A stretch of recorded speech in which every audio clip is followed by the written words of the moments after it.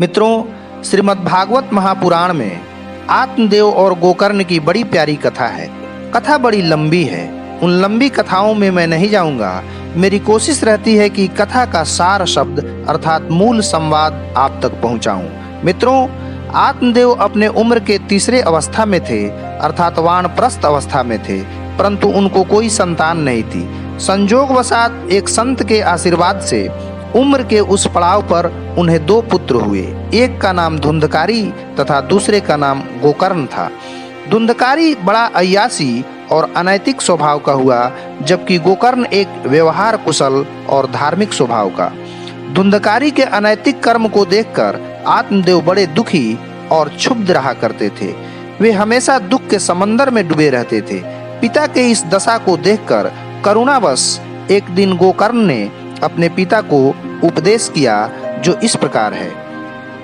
देहे अस्ति मांस रुधिरे अभिमतिम त्यज त्वं जाया सुतादिषु सदा ममतां विमुञ्च पश्यानिशं जगदिदं क्षणभङ्गनिष्ठं वैराग्यरागरसिको भवभक्तिनिष्ठः। गोकर्ण कहते हैं, पिताजी, यह शरीर हड्डी, मांस और रुधिर का पिंड है। इसे आप मैं मानना छोड़ दें और स्त्री पुत्र आदि में ममता का त्याग करें। इस संसार को रात दिन क्षणभंगुर देखें। इसकी किसी भी वस्तु को अस्थाई समझकर उसमें राग न करें। बस एकमात्र वैराग्य रस के रसिक होकर भगवान की भक्ति में लगे रहें। आगे कहते हैं, धर्मं भजस्व सततं त्यज लोक धर्मान सेवस्व साधु पुरुषान् जहि काम तृष्णाम् अन्यस्य दोष गुण चिंतनमसु मुक्त्वा सेवा कथा रसमहो नितराम पिबत्वम्।